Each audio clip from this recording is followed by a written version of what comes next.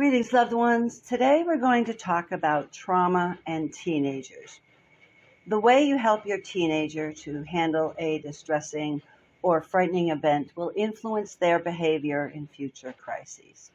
Your teenager will experience strong and sometimes difficult emotions while they recover, such as moodiness and sensitivity.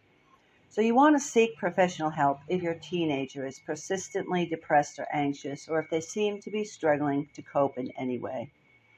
Help us get these messages out. Please subscribe to our channel, follow us on Facebook, Instagram, and Twitter. Don't forget to hit the like button and the notification bell, and please share these messages with others. You could save a life. I'm going to say it again. It is normal for teenagers to have strong emotional or physical reactions following a distressing event. However, teenagers who experience a distressing or frightening event are often concerned by these strong emotions.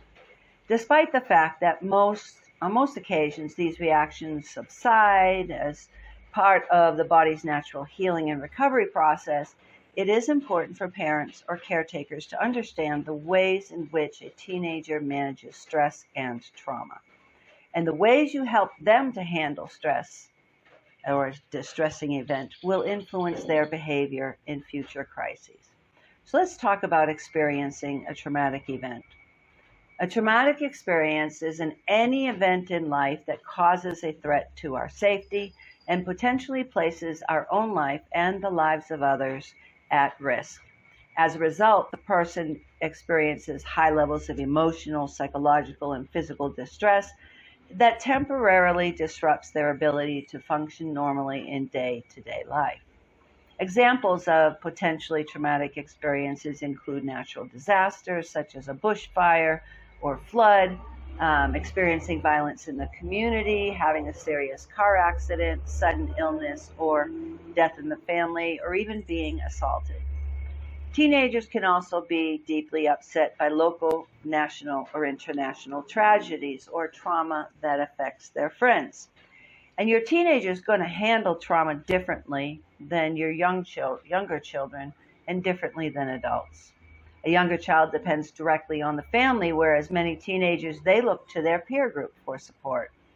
So to help them, parents need to understand the different ways in which teenagers manage distress. You need to understand that trauma can actually change your teenagers' friendships. It can change their relationships with their friends. And some tips, if you notice this is happening with your teenager, include you can explain to them that friends and teachers and other people in their lives who were not directly affected by the traumatic event, they're going to forget about it quickly. And that means that it's going to be difficult for these people to actually understand the experience that your teenager is having at the moment. You can tell them that their friends may not have the experience or the emotional maturity to support them in the ways that they might expect.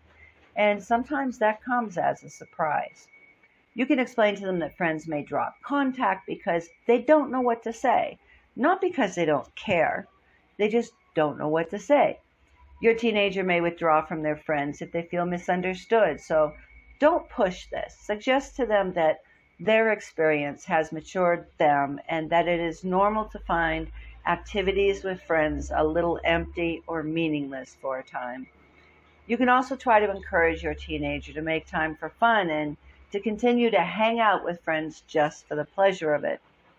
And if your teen is a little bit resistant to spending time with their friends, you can always suggest that the friends come to visit, or alternatively, they can join a family outing that could be arranged. Let's talk about school performance after a trauma event. It is not unusual for a teenager's school performance to suffer in the short term following a distressing or traumatic event. To help them, you can make sure that school staff, including teachers and principal, are aware of what happened. You can ask teachers to let you know how your teen is doing and how they're managing schoolwork and other responsibilities. For example, you can arrange regular times to obtain feedback from the school, and that could be beneficial.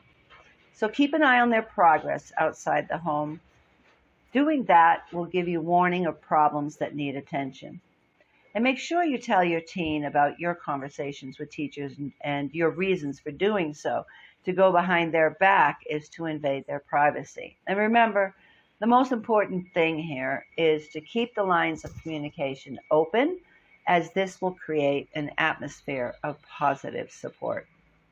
Another thing you can do is you can encourage your teen to take action. Teenagers can be deeply disturbed by local, national, and international tragedies. For example, maybe there was a flood and people are living in shelters. And so taking action for them is a powerful remedy to the helplessness that they feel. So encourage your teen to make a difference.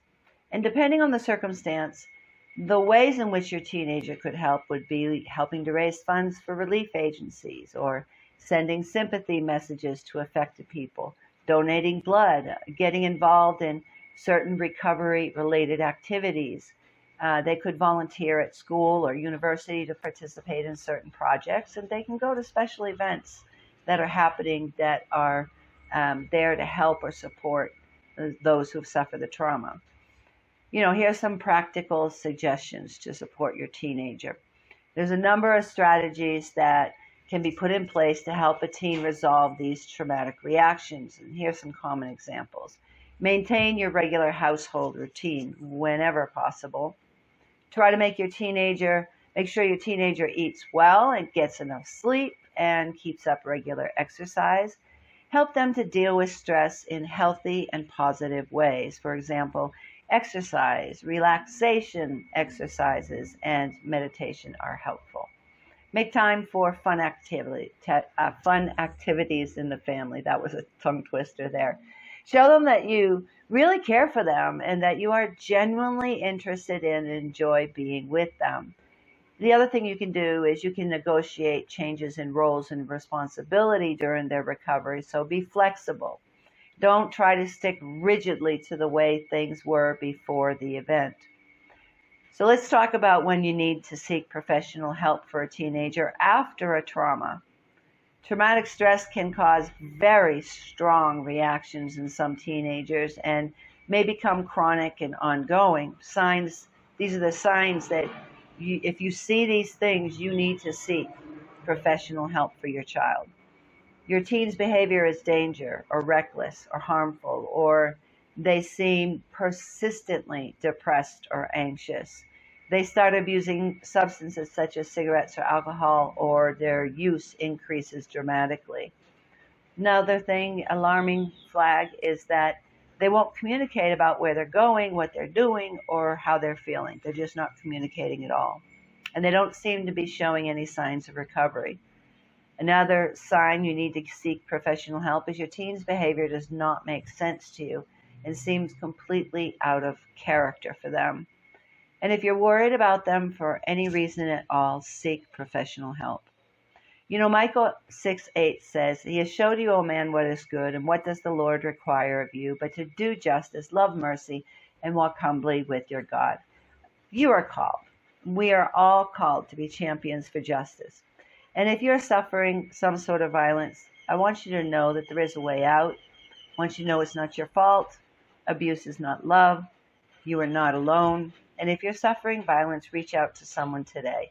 If you find yourself in a dangerous situation, call 911 for help. If you know of a child or other person suffering violence, please tell the authorities. In our next episode, we're going to talk about child traumatic stress. Until then, God bless you.